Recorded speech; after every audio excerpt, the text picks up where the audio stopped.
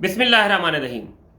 पाकिस्तान की constitutional history की 7th episode के साथ मैं ज़फ़र नकवी आपकी खिदमत में हाजिर हूँ। आज की इस नशिस्त में हम उलेमा के 22 पॉइंट्स की बात करेंगे। हमने गुज़श्ता वीडियोज़ में भी डिस्कस किया कि पाकिस्तान के क़याम के फ़ौरी बाद पाकिस्तान में अवामी आरा की अक्सरियत और स्पेशली जो हमारे मजहबी तबकात थे वो पाकिस्तान को प्योरली एक इस्लामी रियासत बनाने के ख्वाहिशमंद थे, और उसके लिए ज़ाहिर है जो पाकिस्तान में आइन बनाया जाता वो इस्लामी असूलों पे मबनी होना था।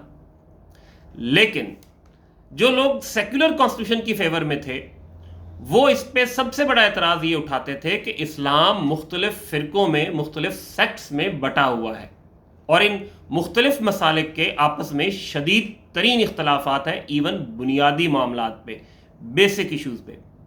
तो इन इख्तलाफात के होते हुए there is no such thing as universal principles of Islam. तो फिर आप किस सेक्ट का, किस मसलक का इस्लाम नाफिज करेंगे? एक मसलक का अगर इस्लाम नाफिज करेंगे तो बाकी मसालिक को इस पर एतराज़ होगा।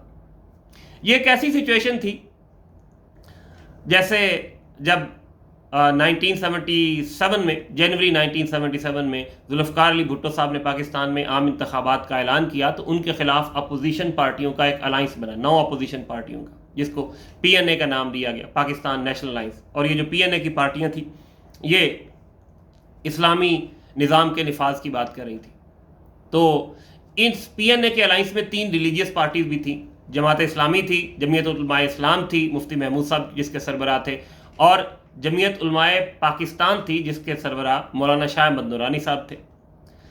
तो भुट्टो साहब के जो वज़ीर इत्तलाआत थे, इंफॉर्मेशन मिनिस्टर थे, उन्होंने मुल्तान में एक दिन एक जलसे से खिताब करते हुए कह दिया कि ये PNA निज़ाम इस्लाम की तो बात कर रही है जो अपोजिशन अलाइंस है, लेकिन इसकी पार्टियों के आपस में इतने इख्तलाफात हैं कि अगर शाह अहमद नूरानी साहब जिनका बरेलवी मसलक से ताल्लुक़ था, वो मुफ्ती महमूद साहब जिनका देवबंदी मसलक से ताल्लुक़ था, अगर शाह अहमद नूरानी साहब मुफ्ती महमूद साहब के पीछे नमाज पढ़ लें तो पीपल्स पार्टी अपने तमाम कैंडिडेट्स विड्रॉ कर लेगी।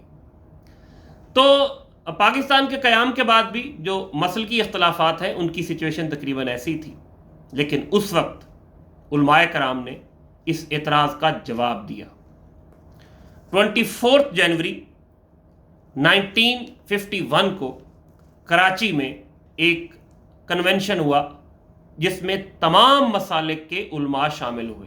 इनकी तादाद 31 थी और ये तमाम जय्यद उलमा थे।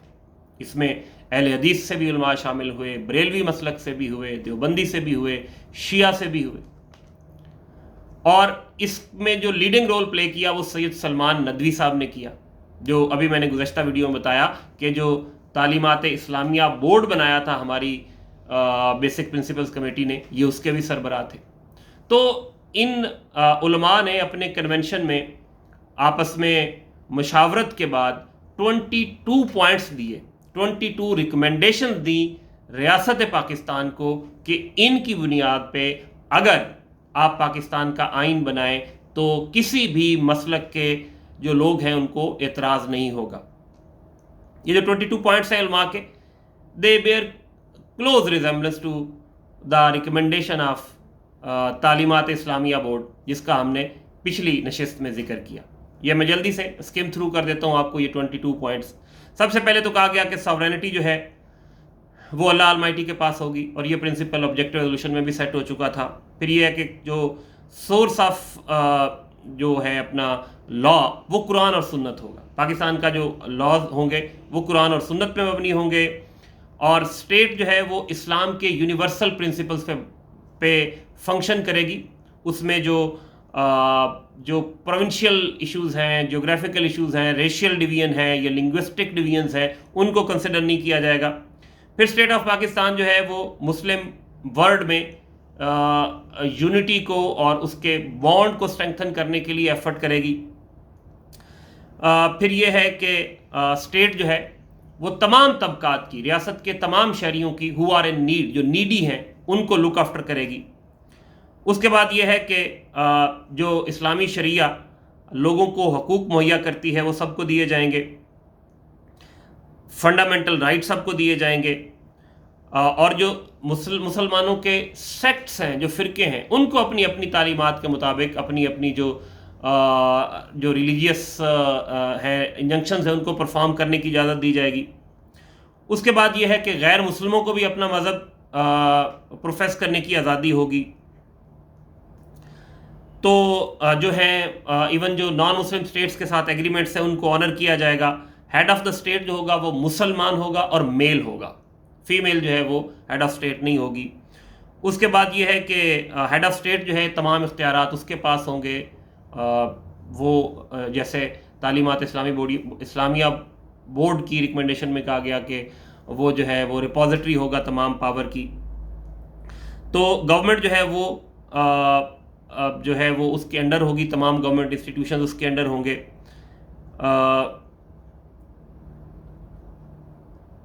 اس کے بعد یہ ہے کہ ہیڈ آف اسٹیٹ جو ہے وہ کانسٹیٹیوشن کو ایبروگیٹ نہیں کر سکے گا، he will be required to function in accordance with the constitution.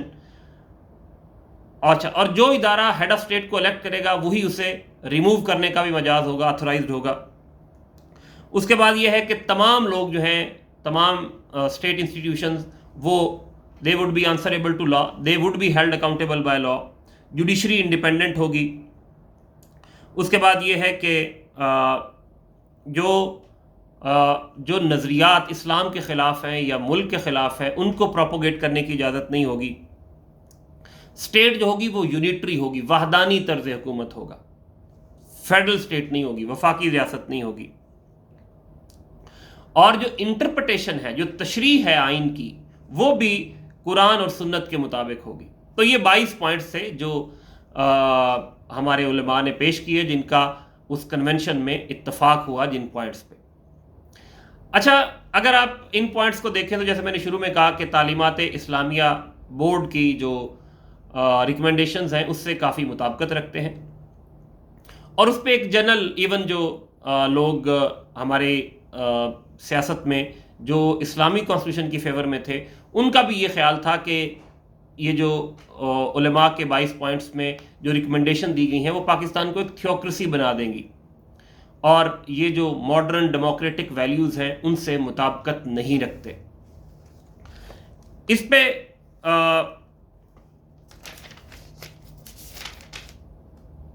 In 22 points پہ ڈاکٹر اشتیاق قریشی نے، ان کے الفاظ میں آپ کے سامنے پیش کرتا ہوں۔ ڈاکٹر اشتیاق قریشی نے کہا کہ کیا شریعت کو بغیر نئی تشریح کے قبول کیا جا سکتا ہے؟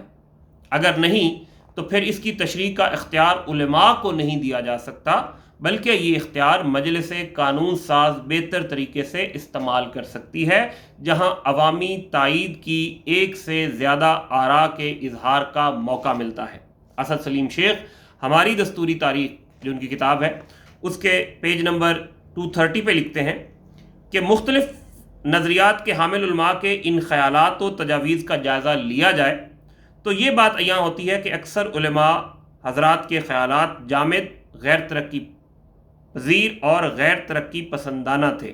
وہ ریاست میں 7ویں صدی عیسوی کے اداروں کو اسی شکل میں نافذ کرنا چاہ رہے تھے جن کا نفاذ آج کے بدلے ہوئے حالات میں ناممکن تھا، مثلاً خلافت کا ادارہ۔ تو اس ساری جو ڈسکشن ہے اس کو ہم وائنڈ اپ اس طرح سے کریں گے کہ ایک پازیٹیو ڈیولپمنٹ تھی اس علماء کے 22 پوائنٹس میں پاکستان کی تاریخ میں کہ تمام مسالک کے جو ہیں ان کے اکابرین، جو ان کے علماء ہیں، جید علماء ہیں، انہوں نے آپس میں اتفاق کا مظاہرہ کیا۔ تو اگر اس پہ فردر ہوتی ڈیولپمنٹس ہوتی اور وہ انگیج کرتے ہماری جو لیجسلیٹو آرگنز ہیں تو شاید اس پہ کچھ فردر نیگوسیشنز ہوتی، لیکن ان کے جو پوائنٹس تھے، جو ان کی ریکمنڈیشن تھی، وہ جیسے میں نے پہلے بتایا کہ وہ اتنی ریجڈ تھیں کہ ماڈرن جو کانسیپٹ ہیں اسٹیٹ کے اور ڈیموکریسی میں ان کی اپلیکیبلٹی، ان کو اپلائی کرنا تقریباً ناممکن تھا۔ اس لیے یہ جو علماء کے 22 پوائنٹس تھے ان میں میجورٹی آف جو ریکمنڈیشن تھی وہ کبھی بھی پاکستان کی کسی نہ تو دستوری جو تجاویز ہیں ان کا حصہ رہیں اور نہ کسی آئین کا حصہ بن سکی۔ لیکن اس کے باوجود یہ علماء کے 22 پوائنٹس جو ہیں یہ پاکستان کی تاریخ میں ان کی اپنی اہمیت ہے جس کو آپ نظر انداز نہیں کر سکتے۔ آج کے لیے اتنا ہی. انشاءاللہ اگلی نشست میں ہم جو آئین سازی کے مرحلے میں فردر ڈیولپمنٹس ہوئیں ان کو ڈسکس کریں گے. Thank you very much. اپنا خیال رکھیے گا. اللہ حافظ.